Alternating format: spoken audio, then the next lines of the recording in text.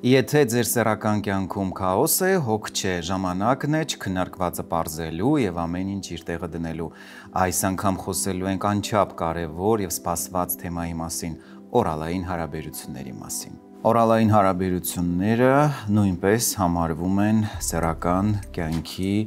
ձև, ինչպես եւ անալային հարաբերությունները, որոնց մասին մենք խոսել ենք, եւ որպես կանոն ելնելով մարդու սեռական ֆանտազիաներից եւ նախասիրություններից, մարդը կարող է ժամանակի ընթացքում դիմել օրալային հարաբերությանը, եթե բնականաբար իր զուգընկերը դրան դեմ չի։ Մենք պետք է այստեղ եւս հիշատակենք մի կարևոր սկզբունք, որ անկողնում ամեն ինչ նորմալ է եւ ընդունելի, եթե երկկողմանիորեն հաճելի է։ Օրալային հարաբերությունները եւս այս պարագայում ենթարկվում են այդ սկզբունքին, որովհետեւ չի կարելի անկողնում պահանջել մի բան, որը տհաճ է մյուսին, առավել եւս եթե չունի դրա փորձը եւ կարող է արդյունքում նույնիսկ տխուր վերջաբան ունենա։ Օրալային հարաբերությունները այդ առումով իհարկե սովորականից տարբերվում են, որովհետև նախ եւ առաջ պահանջում են հիգիենայի ընտիրագույն պահպանում եւ պատրաստվածություն, եւ երկրորդն էլ, ինչպես եւ անալային հարաբերությունները, որոնց մասին մենք արդեն խոսել ենք, այս դեպքում եւս պետք է լինել չափազանց ուշադիր, քանի որ նախ գործ ունենք արդեն չափազանց զգայուն գոտիների, էրոգեն գոտիների մասին է խոսքը հետ եւ օրալային հարաբերությունները չեն սահմանափակվում միայն կնոջ կողմից տղամարդուն բավարարում պահանջելու առումով, այլ նաեւ կարող են լինել հակառակը տղամարդու կողմից կնոջը բավարարելու, սա եւս օրալային հարաբերության տարատեսակ է։ Իդեպ ավելացնեմ, որ օրալային հարաբերությանը դիմում են նաև բոլոր այն դեպքերում, երբ խուսափում են սովորական հարաբերություններից։ Նույնը տեղի ունենում նաև անալային հարաբերությունների պարագայում։ Ամրոց անառիկ պահելու նպատակով օրալային հարաբերությունը չափազանց հաճախ է կիրառվում նախամուսնական շրջանում։ Բայց կա մի իհարկե խնդիր, որ նրանք, ովքեր որ երկար շահագործում կամ բավարարվածություն են ստանում այս տարբերակով, հետո դժվարությամբ են մտնում սովորական հարաբերությունների մեջ, որովհետև օրալային հարաբերությունը ունի մի շատ կարևոր առանձնահատկություն, շատ շուտ սովորեցնում է կախյալության, անձը շատ հեշտ է սովորում այս հարաբերությանը, այն սովորականից ավելի մեծ հաճույք է պարգևում, որովհետև էրոգեն զոնաները շուտ գրգռվում են, ավելի շատ են գրգռվում եւ հաճույքը ավելի արտահայտիչ է լինում, ինչը հետագայում ստիպում է խուսափել սովորական հարաբերություններից։ Եթե համեմատելու լինենք, թե ովքեր են ավելի շատ կախյալ, տղաները այս դեպքում ավելի շատ, որովհետև կանանց պարագայում այնուամենայնիվ ավելի շատ հաճելի է բուն հարաբերությունը, քան թե օրալային ճանապարհով հաճույք ստանալը։ Տղամարդիկ ավելի շատ են կախյալ այս առումով, որովհետև օրալային հարաբերությունը ինքնին շատ դեպքերում հենց տղամարդուն գցում է ֆիքսվածության մեջ եւ ինքը շատ դեպքերում նույնիսկ հարաբերության մեջ չի էլ մտնում, այդպես սկսում է, այդպես էլ ավարտում։ Կարծրատիպերը մինչ այսօր էլ սավառնում են, ինչպես եւ մյուս տեսակի հարաբերությունների, նույն էլ այս դեպքում, եւ շատ դեպքերում իհարկե կապված են այն հանգամանքի հետ, որ զույգերը չեն վերանայում իրենց սեռական նախասիրություններն ու նախընտրությունները, ինչպես սկսում են իրենց սեռական կյանքը մի դիրքով, այդպես էլ ավարտում են եւ շատ դեպքերում մասնագիտական խորհրդատվության ժամանակ, երբ արդեն սկսում ենք պարզաբանել, բացատրել հատկապես բոլոր այն զույգերին, որոնց մոտ սեռական ձանձրույթ է սկսվել, արդեն մեկը մյուսից հոգնում են, հասկանում են, որ պատճառներից մեկը հենց միապաղաղությունն է, դիրքերի ընտրության առումով սեռական հարաբերություն անցկացնելու եւ օգնության են գալիս նաեւ հենց ոչ միայն դիրքերի փոփոխությունները, այլ նաեւ հարաբերությունների անցկացման ձևը, որի պարագայում միշտ զույգը հարցնում է, իսկ կարելի է օրինակ նույն օրալային հարաբերությունը։ Սա զույգի նախընտրության հարցն է եւ զույգը, որը ցանկություն ունի փորձելու, բնականաբար մասնագիտական խորհրդատվություն ստանալուց հետո կարող է փորձել այն, ինչը իրեն հետաքրքիր է, եւ եթե հետաքրքրությունից հետո էլ նաեւ հաճույք են ստանում երկկողմանի, պետք է անպայման շեշտել, ապա ինչու ոչ, եթե դա հավելյալ հետաքրքրություն է տալիս զույգին, փոխում է իրենց սեռական կյանքի գույները, նոր շունչ է տալիս, վերջո սեռական կյանքն էլ է ժանգոտում ժամանակի ընթացքում, եթե ուշադրություն չդարձնես եւ չխնամես։ Եվ այս առումով պարզապես պետք է զույգը ժամանակի ընթացքում վերաիմաստավորի իր հարաբերությունները, վերանայի եւ հասկանա, որ սեռականն էլ ընդհանուր կյանքի մի մասն է ու պարբերաբար կարիք ունի վերաթարմացման եւ նորամուծության։ Այս հատվածը ամփոփելով կուզենայի շեշտել, որ զույգային հարաբերություններում ընդունելի այն ամենը, ինչ որ երկուսն էլ համարում են հաճելի եւ ընդունելի։ Չկան տաբուներ անկողնում, եթե զույգը որոշում է ինչ-որ մի բան փորձարկել եւ առավել եւս բոլորովին կարիք չկա սեռական որևէ մի բան փորձելու կամ հաճույք ստանալու համար, դիմել այլ տարբերակների, մասնավորապես կոմերցիոն սեքսի օգնությանը։ Ամեն ինչ կարելի է փորձել անկողնում, ստանալ հաճույք, պարզապես դրա համար պետք է նստել, խոսել, քննարկել եւ հասկանալ պետք է դա փորձել թե ոչ։ Օրալային հարաբերությունը թույլատրելի է բոլոր այն դեպքերում եւ բոլոր մարդկանց, երբ չկա որևէ առողջական խնդիր, մասնավորապես խնդիր կապված սեռավարակների հետ, խնդիր կապված բերանի խոռոչի հետ, այստեղ պետք է անպայման իհարկե հիշատակել, որ օրալային հարաբերությունը իհարկե պահանջում է հիգիենայի պահպանում, մասնավորապես բերանի խոռոչի եւ սեռական օրգանների։ Օրալային հարաբերությունը, ինչպես եւ անալայինը, իհարկե չափազանց խոցելի է եւ այստեղ պետք է անպայման նշել, որ բերանի խոռոչում չպետք է լինի վնասված կամ փչացած ատամ, դրանից զատ նաեւ պետք է ուշադիր լինեն եւ ընդունված է որպես կանոն օրալային հարաբերությունից առաջ միշտ իհարկե լվանալ ատամները, որպեսզի որևէ խնդիրներ չառաջանան, եւ թվում նաեւ սեռական օրգանները, այսինքն հիգիենան պետք է պարտադիր պահպանել, որը ցավոք մասնագիտական փորձից ելնելով պետք է նշեմ, որ չի պահպանվում եւ այստեղ ուզում եմ անպայման նաեւ նորից անդրադառնալ այդ հարցին, որի մասին մենք խոսել ենք, սեռական ճանապարհով փոխանցվող խնդիրների, շատերին թվում է, թե օրալային եւ անալային հարաբերությունները անվտանգ են, բայց շտապեմ հիասթափեցնեմ եւ նշեմ, որ օրալային ճանապարհով հանգիստ փոխանցվում են բոլոր սեռավարակները առանց բացառության։ Ավելին ասեմ, քանի որ օրալային հարաբերության ժամանակ շփումը շատ սերտ է եւ խոնավ միջավայր է ստեղծվում, որոշ սեռավարակներ, մասնավորապես նաեւ սնկային հիվանդություններ շատ ավելի արագ են փոխանցվում եւ հետո առաջացնում խնդիրներ։ Այդ իսկ պատճառով իհարկե ում է հակացուցված նրանց, ովքեր որ ունեն խնդիրներ, ստուգված չեն, նախկինում ունեցել են չպաշտպանված հարաբերություններ այլոց հետ, իհարկե պետք է հասկանան, որ այս տիպի հարաբերությունը իրենց հակացուցված է։ Փորձեմ ավելի մանրամասնեմ, թե ինչպես կարող են վարակել կամ վարակվել։ Օրալային հարաբերությունը այս պարագայում լինում է երկու տիպի։ Տղամարդկանց պարագայում այն կոչվում է մինետ, որի դեպքում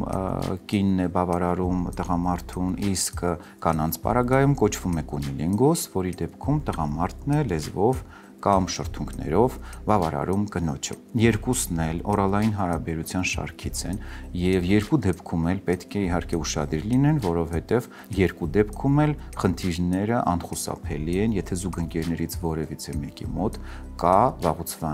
մնացած որևիցե մի սեռավարակ։ Հարուցիչը փոխանցվում է բոլոր այն դեպքերում, եթե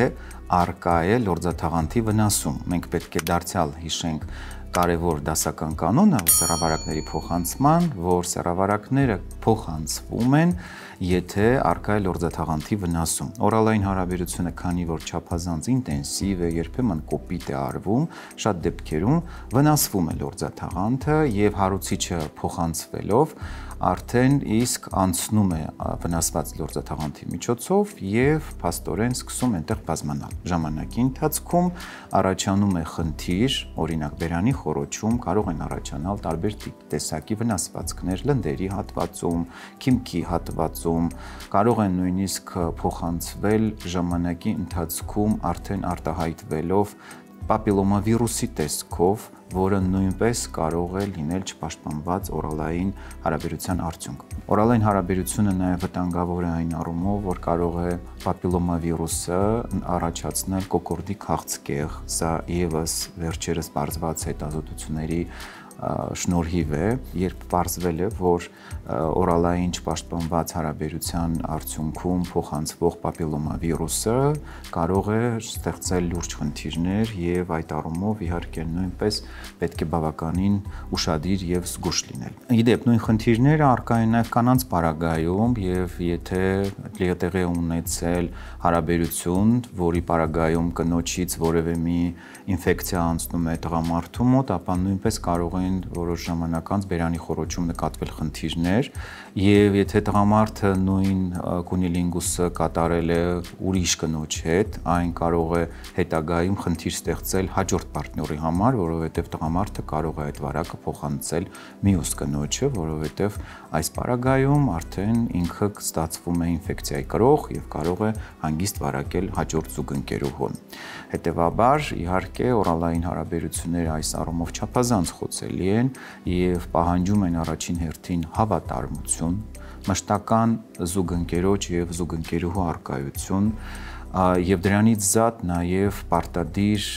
ուշադրություն դարձնել սեռական օրգանների եւ բերանի խոռոչի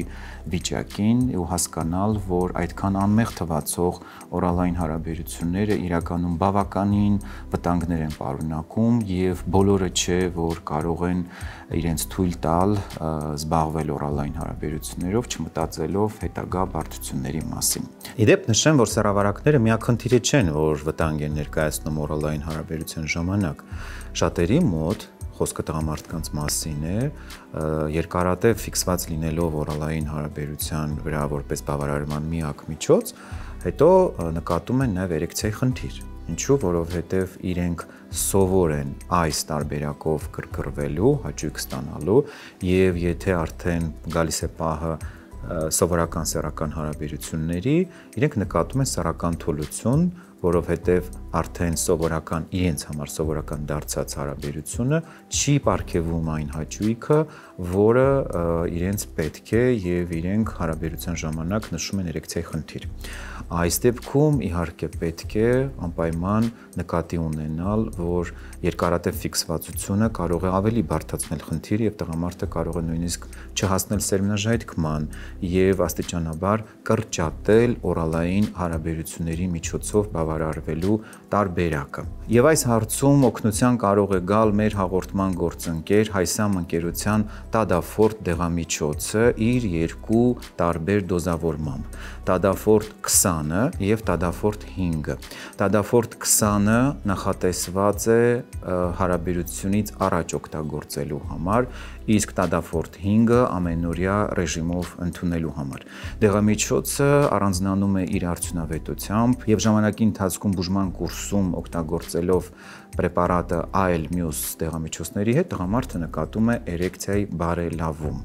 Կարևորագույն առանձնահատկություններից է նաև այն, որ դեղամիջոցը պահպանում է իր արդյունավետությունը գրեթե 36 ժամ։ Սա նշանակում է, որ դեղամիջոցը ընդունելուց հետո 36 ժամվա ընթացքում տղամարդը կարող է ունենալ կրկնակի սեռական հարաբերություն առանց դեղը նորից ընդունելու։ Նաև պետք է նշեմ, որ դեղամիջոցը ունի հակացություններ, արգելվում է 18-ից ցածր անձանց համար, իսկ այլ հակացությունների մասին կծանոթացնի ձեր բժիշկը։ Նաև ուզում եմ խոսել մի հարցի մասին, որը շատերին է հետաքրքրում,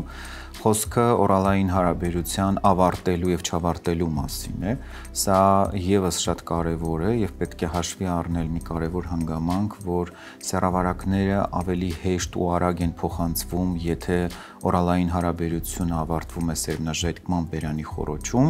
քան եթե օրալային հարաբերությունը որպես այդպիսին չի ավարտվում կամ շարունակվում է հեշտոցային հարաբերությամբ։ Սա բացատրվում է նրանով, որ սերմնաժայթքման ժամանակ տեղի ունենում ավելի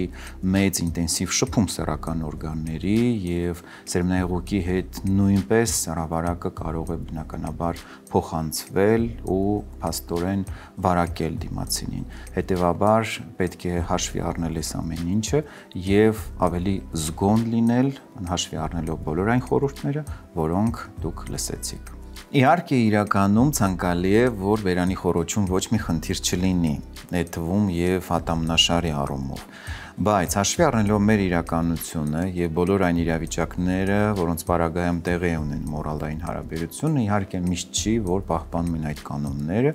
եւ շատ դեպքերում նաեւ այո վնասված ատամներով կատարում են օրալային հարաբերություններ։ Խնդիրը չի բարթանում, եթե օրալային հարաբերությունից առաջ կատարվում է բերանի խոռոչի ողողում հակասեպտիկ լուծույթներով եւ դրանով զերծ պահում խնդիրներից։ Դա մեկ եւ երկրորդը կախված է նրանից, թե ինչ աստիճանի վնասվածքի մասին է խոսքը։ Եթե պարզապես նոր սկսվող խնդիր է, էմալն է վնասվել կամ կարիեսն է նոր սկսվում, ապա այս դեպքում որպես կանոն խնդիրներ չեն ստեղծվում, բայց նորից եմ կրկնում, պարտադիր պետք է պահպանել հիգիենայի կանոնները, բերանի ողողումը պարտադիր է, սեռական օրգանների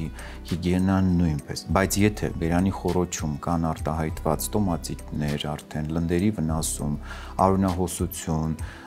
հերպես, սա արդեն ստոպի նշան է, որովհետև դրանք հանգիստ կարող են իհարկե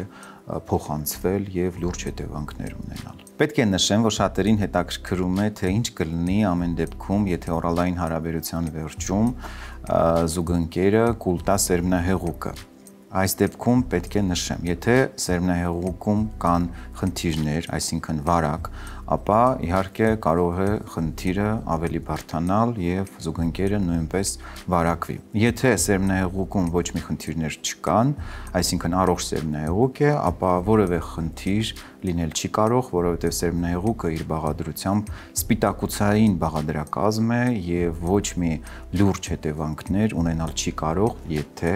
զուգընկերը չունի անհատական անտանելիություն սերմնահեղուկի նկատմամբ կամ սենսիբիլիզացիա, այսինքն գերզգայունություն սերմնահեղուկի նկատմամբ։ Գոյություն ունի ալերգիայի մի տեսակ, երբ սերմնահեղուկը մտնելով սեռական օրգաններ կամ բերանի խոռոչ առաջացնում է արտահայտված ռեակցիա, սա արդեն զուտ անհատական է, եթե սերմնահեղուկի կրողը, այսինքն տղամարդը, օրինակ օգտագործում է սպეციფიկ սնունդ, որի արդյունքում սերմնահեղուկը դառնում է արդեն ալերգեն, այսինքն ռեակցիա կարող է առաջացնել դիմացինի կողմից։ Մնացած բոլոր դեպքերում որպես կանոն խնդիրներ չեն առաջանում։ Կնոջ պարագայում, եթե նրա արտազատուկում, որը լինում է գրգռման ժամանակ, նույնպես պարունակվում են բակտերիաներ եւ սեռավարակներ եւ փոխանցվում են տղամարդու բերանի խոռոչ եւ արդյունքում ինքը դա կուլ է տալիս, իհարկե նույնպես խնդրահարույց է, որովհետեւ նույն տարբերակով կարող են փոխանցվել բոլոր տեսակի սեռավարակները եւ ոչ միայն սեռավարակները եւ տղամարդ ունենա խնդիրներ։ Դրա համար իհարկե այս պարագայում պետք է ուշադրություն դարձնել, եթե հեշտոցամուտքում կա ցան կամ կարմրություն, ապա այս պարագայում սա եւս հակացուցում է կունիլինգուս կատարելու համար։ Վերջում ամփոփելով թեման, կուզենայի առանձնացնել կետերի տեսքով այն հիմնական խորհուրդները,